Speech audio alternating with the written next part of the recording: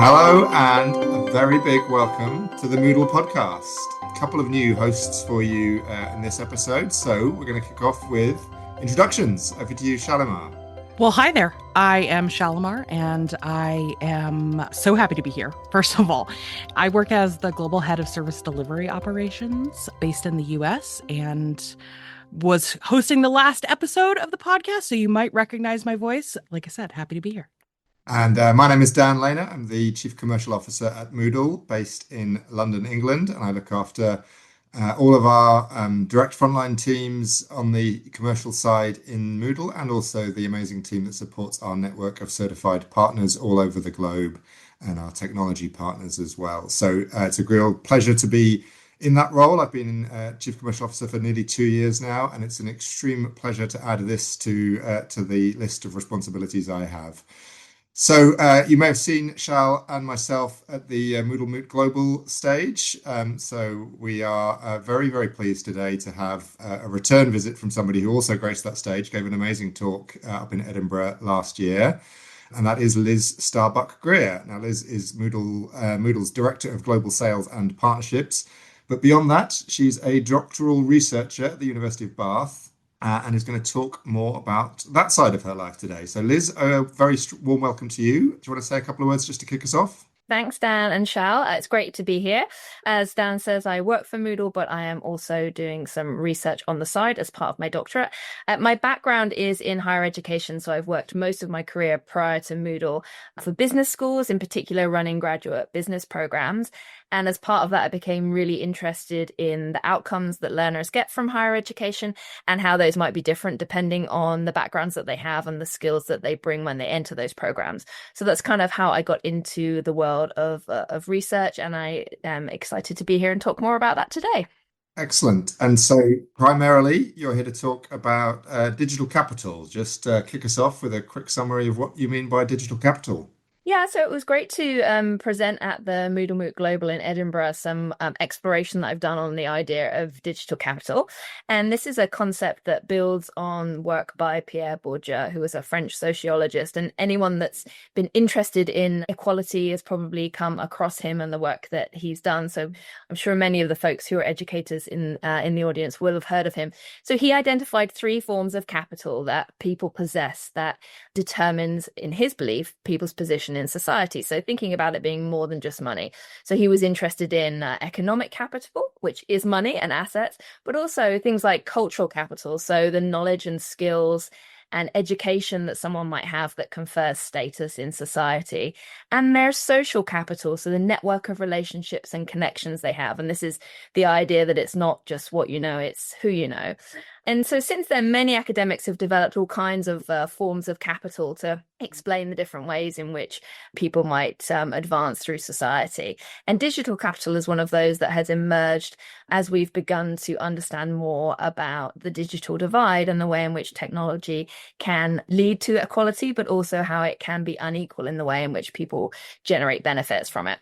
So for me, digital capital is a lens through which I can try and understand the different experiences and outcomes that learners might have depending on their access to technology, their skills in using technology, and how they can leverage those skills to derive benefit.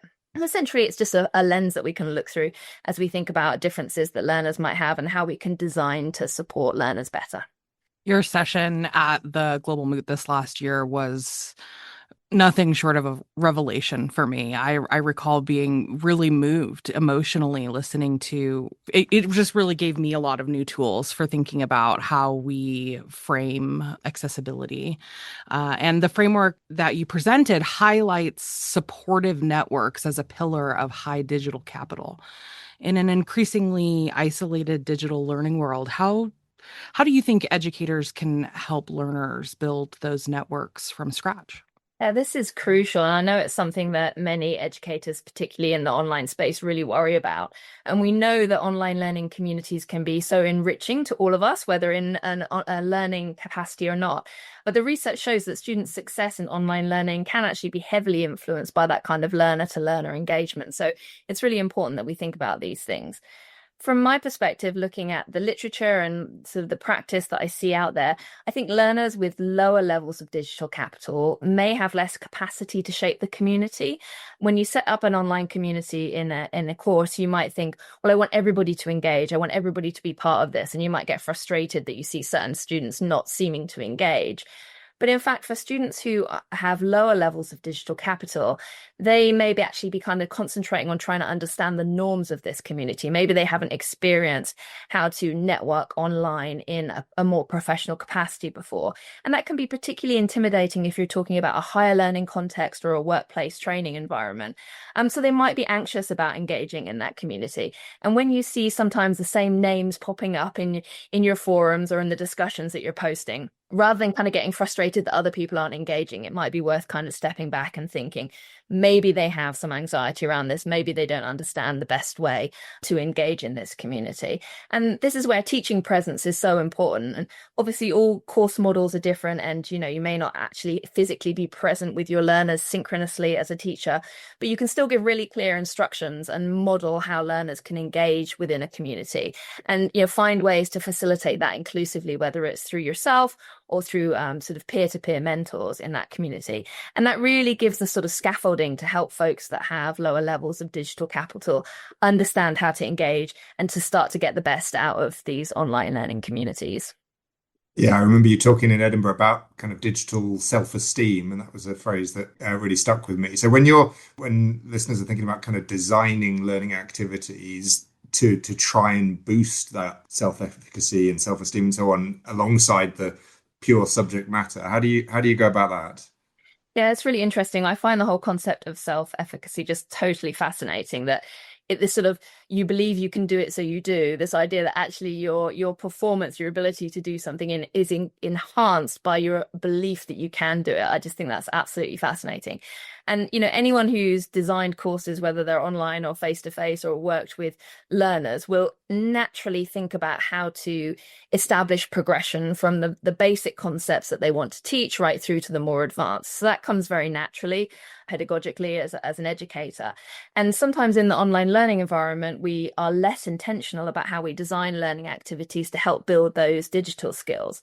So, really kind of basic idea is that don't jump to an activity that requires a lot of digital skill or may seem unfamiliar. If you're very au fait with technology and you have lots of really exciting ideas for how you can use your LMS or other types of digital technology to give people kind of exciting learning activities, you may miss out on the fact that you really need to do that same progression as you would do with your subject matter. So start with something kind of basic or familiar that may be modeled on things that people would use technology for in another scenario, and put lots of scaffolding in place for those early activities. So again, clear instructions, nudges, reminders about how to complete it, which you can remove progressively over time, just as you would do when you remove the sort of supports that you put in place for the subject matter. So I think a lot of it is just about being intentional, and particularly, as I say, if you're really au fait with technology and you love learning technology, it's easy to get carried away and not think about how some of those learners might find that a little bit intimidating.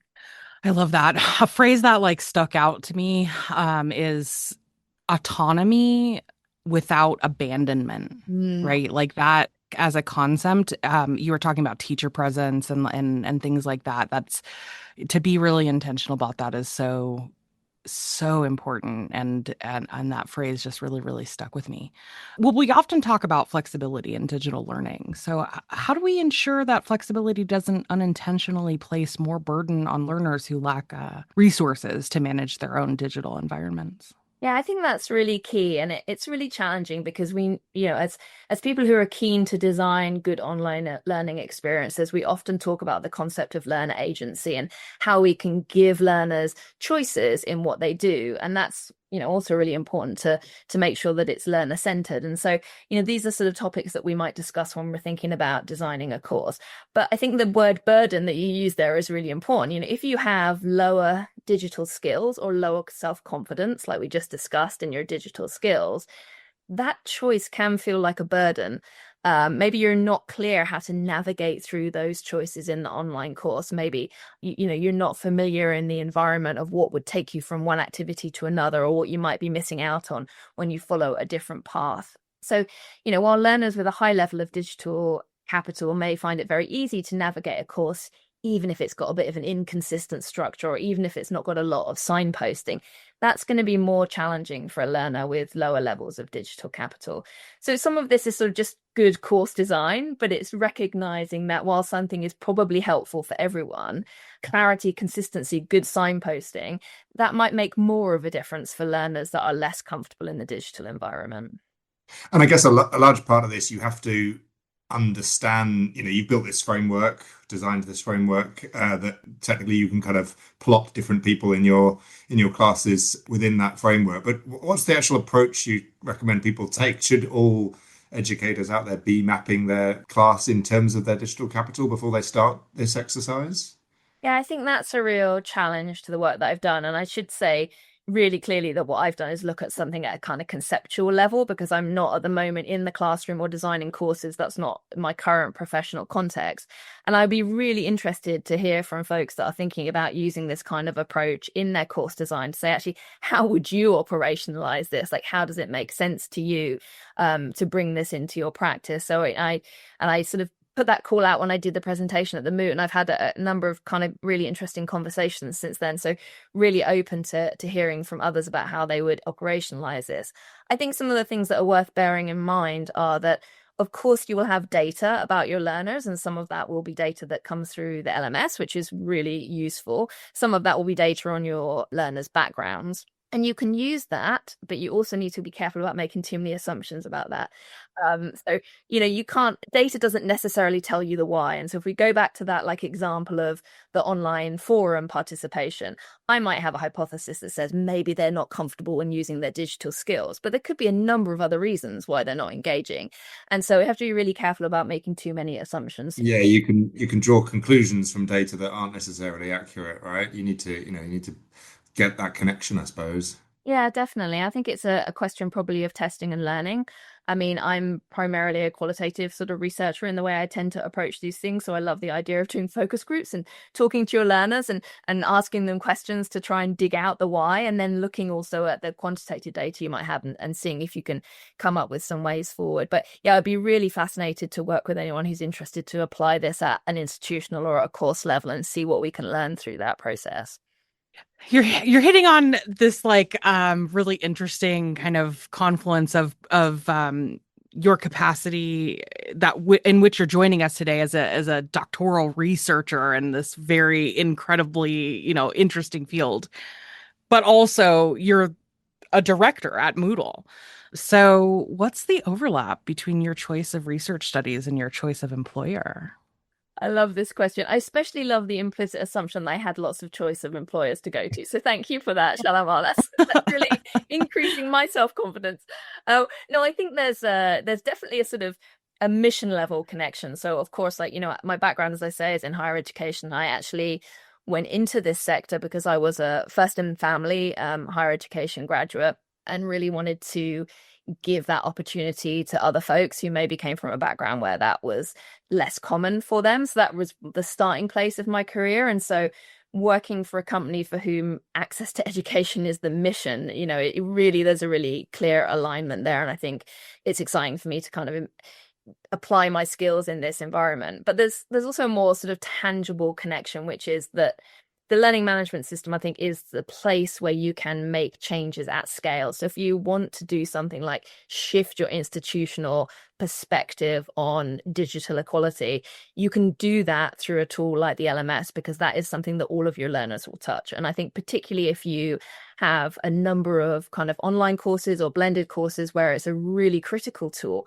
that gives you an opportunity to make an impact really at scale. And so I think that's a really tangible connection. And then when we talk about Moodle itself, like Moodle is intentionally built to adapt, and it's intentionally built for you to be able to customize it for your learning context. And so that's exactly what we're talking about here, is saying, understand your learners, think about them, be intentional about how you design their learning experiences. And that completely fits with Moodle's approach to how they design the LMS, or how we design the LMS. And now I'm not an educational technologist, so I don't, dive deeply into the sort of features and how they can be used. But I think that sort of principle level of what Moodle's doing and how it approaches its product development is really important to me. And the scale as well, I guess. I mean, like, we don't like to brag around here, but 500 million people studying on Moodle is quite a range of different levels of digital capital across the globe and digital access, digital inclusion across the globe. But as you say, the ability to make each of those different 150,000 sites different and tailored, and then within that, the learning experience tailored to the individual, so that these new developments, adaptive learning, and indications of progress of building that confidence that you talked about, and as you say, just I guess the open source nature of it, just providing inherent equity of access. There's a lot there. I can understand the connections there. Yeah, and I think, digital capital tells us that access is not the only thing, but it is definitely the foundational thing, right? In order to be able to think about how somebody can develop their digital skills and can use those digital skills to benefit them, to advance their life choices and chances, access is the starting place. So I think that it's really where we can begin to think about how we build learners' confidence, how we build their ability to move forward. And so that's absolutely fundamental. And then we are, I think, contractually obliged to have a question in here about AI, but that's obviously becoming a core part of Moodle, core part of LMSs all over the world. How does that tie into digital capital? Does it sort of supplement this? Can it help close the gap, or does it also have a role to play in kind of potentially widening that gap? Yeah, I mean, I think you've sort of hit the nail on the head there in terms of AI can do either, I think. And I think that's one of my concerns and hopes. That's the sort of flip side for AI in the future, is that it can widen those gaps or it can close it. And we know that, AI learns from us. Ultimately, it learns from what we have put out in the world, and our world is full of bias and inequality. And so I think the challenge to us as educators, as people that care about equality, is to persuade those folks who are developing things on the basis of AI that we need to be addressing this as a bedrock, as a foundational thing. We need to be continually challenging what we get back from AI, and making sure that it is something that can help close those gaps. And I know there's a ton of exciting developments out there. There are lots of companies and social enterprises and individuals who are working on using AI to help close, those gaps and help to support equality. And it's really important that they get the space and the publicity for what they're doing, as well as what may be happening elsewhere. And again, I think that's really exciting part of what we do at Moodle. And we have this amazing ecosystem of partners, of community members, and we can amplify those developments. So let's all get behind the idea of using AI to close gaps, not to widen them, and support our community as they do that. And a lot of that, I think, comes from choice as well, and it's something that Moodle again have really put front and center of their principles for AI is around that transparency and control, so that you've got the agency of if and how and when and where and why AI is being used, and making sure that's made at an individual level, so that we can so each individual teacher and each individual learner can understand, and I presume that builds trust and builds confidence and helps with this kind of challenge of digital capital.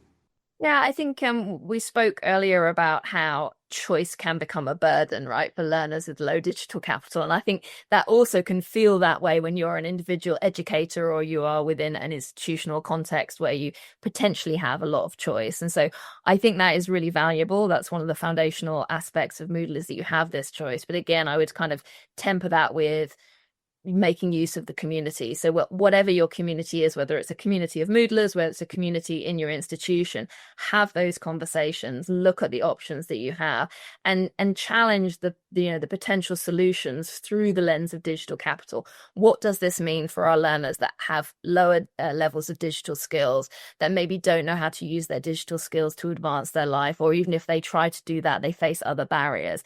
And how can we use these tools to address those issues, rather than necessarily through maybe lack of communication or not being intentional enough about it, bringing on tools that do the opposite? So I think, definitely choice is really important, but I do recognize that that can feel overwhelming for folks. So really, I would say engage in whatever your learning community is, and in the Moodle community, which is everywhere and is amazing, to help you make those choices.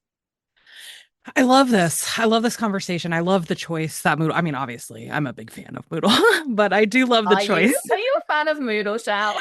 I'm kind of a massive fan of Moodle. Yeah, you could say that. I was going to ask you, Shal. You've been around the Moodle ecosystem, the Moodle product a lot longer than Liz or I. Where do you see the connections? Have you got any real world examples or points where you've kind of seen how the design of a Moodle site can change access to digital capital? Oh my gosh. Well, I got my master's degree through a distance program on Moodle. And so I have recent experience of what it's like to be a student with admittedly high digital capital, kind of the only capital that I do have a lot of.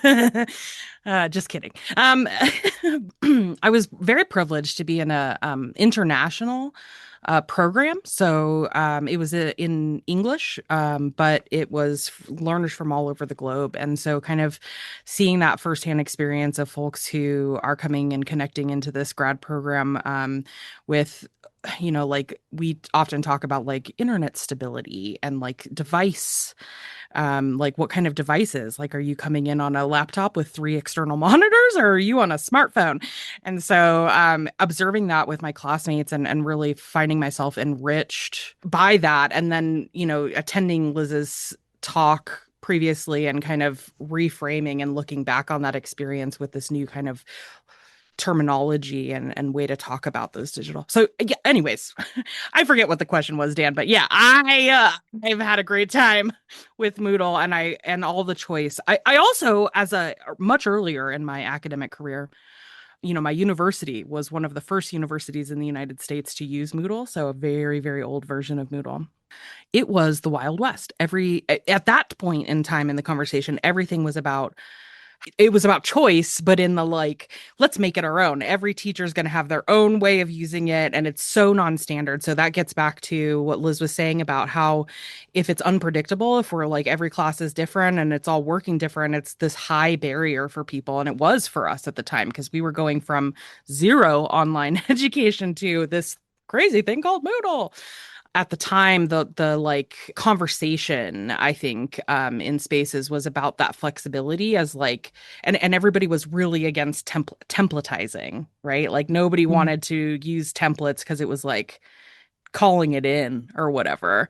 But that was a massive burden on educators, right? To everybody just figure it out for yourselves. So I really love the shifting conversation over the years from this like ruggedly and detrimentally independent kind of philosophy of how we're going to approach learning spaces to, hey guys, we've had some time to research and it turns out let's make it easier for everybody. I guess that's the thing, isn't it? If you create this platform that allows for choice, but you just hand that over to the educators and the learners, and that's where you get this paradox of choice or this fear that comes with too much choice.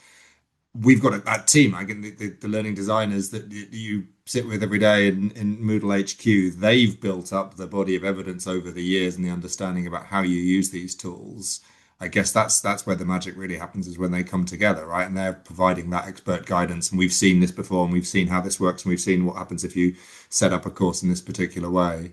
Absolutely. Yeah, and I would echo that. I've worked in a number of different higher ed institutions over time, and in most of those cases, the individual academic was working pretty much on their own to build their course within, a range of different levels of like flexibility and control.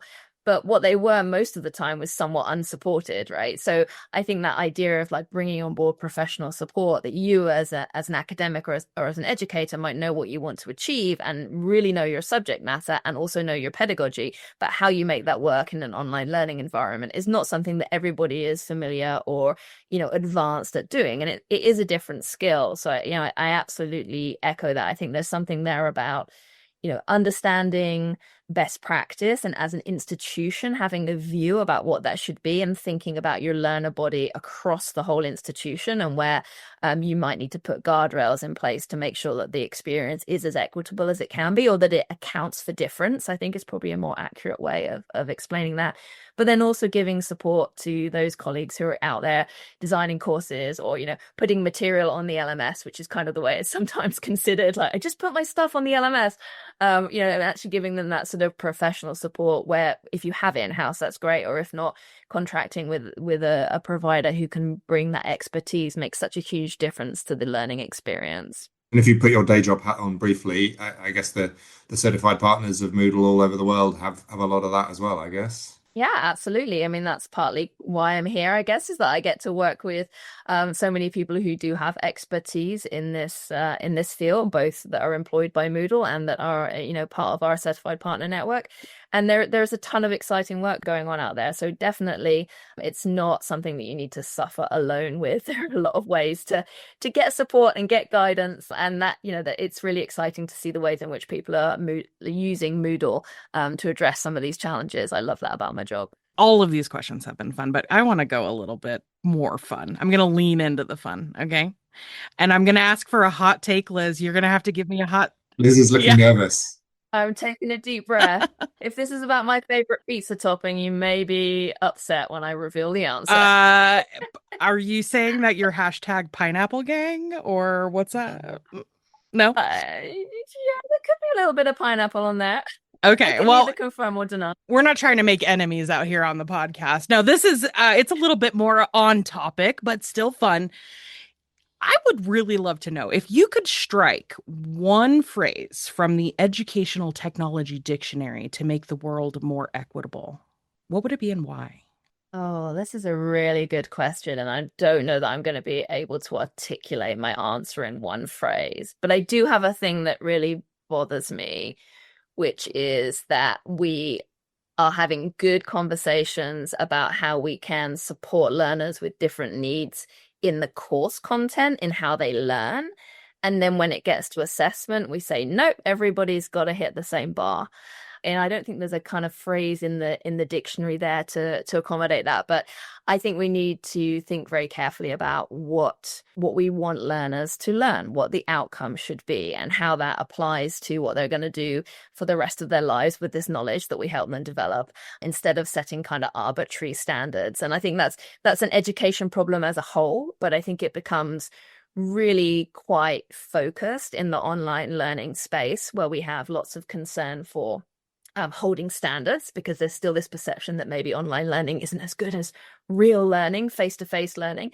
So we can become quite reactive about holding assessment standards. And so I guess I would be encouraging us to think about how assessment can be equitable, rather than holding fast to everybody needs to hit the same standard in the same way.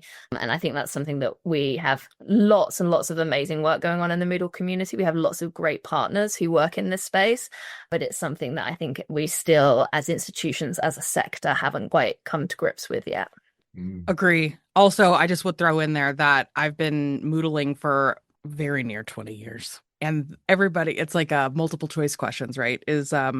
Everybody's hated them for so long, but here we are, I'm 20 years into this career, and we are still struggling with the multiple choice questions, which, by the way, humanity is terrible at writing unless you are incredibly trained in how to do so. That was a big eye opener for me early on in my career, is how much bias we bake into those assessments. Yeah, it's so interesting, isn't it? Because that's something that people think of as being a really simple and easy form of assessment, and it is so difficult to do well. So yeah, I think that's a really interesting one. And yet, if you do it well, going back to an earlier point about sort of simple learning activities as a formative learning activity, that can be a nice entry point for people who have lower digital skills, because they probably have done an online quiz at some point to assess what their spirit animal is, or what and so that's kind of a really nice entry point. So there is a role for multiple choice, but yes, they are very easy to get wrong and to underestimate, for sure. On that note, though, just to follow that thread with a very important question, what is the most recent online personality quiz that you took? Was it your spirit animal? For me, it was which Power Ranger am I? So throwing that out there. And the answer was? The pink Power Ranger, obviously. You see how Shal throws these things in? I was on stage with her in Mexico 18 months ago, and out of nowhere, she started asking me to do my best impression of Chewbacca. These questions that come out of the left field. You got to follow the joy, the whimsy. You know what I mean? I feel like I haven't done any fun online quizzes for a while. The last one I did was really boring. It was about when I should be intermittent fasting. And then the answer was kind of that I shouldn't. So actually, that was great because I didn't want to anyway, but it wasn't very exciting. Well, I'm going to play teacher here and give you the homework assignment to take at least one online assessment that is absolutely frivolous before the workday is through. Tall order, I know, but Okay. if you could get me those results by the end of the day, that'd be great. Hey, well, you know I love to overachieve, Shao, so I will make sure in the next hour I send you those Oh, results. perfect. So my job to bring things away from the fun questions. No, I picked up on something you said earlier about the difference between online learning and sort of traditional learning, and that must play a role in all of this, right? And one thing I think that really strikes me as a challenge in online learning is how you really spot whether someone is engaged in their learning, and particularly in relation to this subject, how you distinguish between a disengaged learner and a learner with low digital capital, for example, and using kind of just raw data from Moodle have got very good analytics. Lots of LMSs do, but how would you go about that? How do you differentiate between disengagement and low digital capital? Yeah, I think this is a really tricky one. And in part, as you say, it can be more of a challenge in online learning because quite often online learning is designed to be delivered at scale. And that's one of the reasons why that mode is chosen. And so you may have a very large number of learners going through your online course. And that's why the analytics is so critical because you're working with a large number of learners. You need to have as much data as possible about them. But as I said earlier, it's really easy to jump from correlation to causation. So I think it's about looking at the data that you have where you see that something correlates, where you see a potential match, then ask yourself, what else could have caused this before you jump to the conclusion that X caused Y. And I think that's a really important discipline for us all to go through. And again, I think that's something that you need to do as a community of educators. So, one person looking at the analytics from their course is not as valuable as three people looking at the analytics and challenging each other on their assumptions. And so, I would really encourage those of you who are doing that work to do that in a community and ask those challenging questions about what you think you're seeing in the data. And then because I am primarily a qualitative researcher, I will again encourage you to have some focus groups or talk to your learners and test some of the things you think you've learned from the data. But absolutely foundational to that is having really good data to challenge. And so that's where I think having the kind of analytics you get from Moodle is really important. And, you need that as a starting place, but it shouldn't be the end point. I very often pore over spreadsheets as a part of my work here at Moodle. And when something goes wrong in a spreadsheet, I tend to ask that question, what else could have gone wrong? And 9 times out of 10, the answer is Dan. Dan got a hold of the spreadsheet and something went wrong. Sorry to put you on blast on the podcast, Dan, but there it is. Shamed in public. Yeah, no, that's fair enough. Okay, let's fast forward, Liz. Let's fast forward to 2030. How do things change? What does a truly equitable classroom in 2030 look like, and how do institutions go about taking your approach and your framework here into day-to-day activities and design standards? I would say that a more equitable classroom looks like a place where all learners can feel confident to engage, can feel open about the skills that they have and the skills that they don't have, and can know that they will get support. And I think that I say a more equitable classroom because I think it's really important that we don't assume we will get to equity. This is a struggle that we have to continue. It's a fight we have to fight. And so sometimes by saying, yeah, we can do it, we can tick all these boxes and therefore things will be equal, we minimize that. So I think to get to a more equitable place and not an end point, not a place where we stop fighting, but a more equitable place is about making sure that we have that consistency, that clarity in what we're doing, that we're helping learners to progress, and that we're creating a space where they can feel safe and that they belong. And that means that they can be open to ask the questions, and that when they ask those questions, the support is there for them to move forward.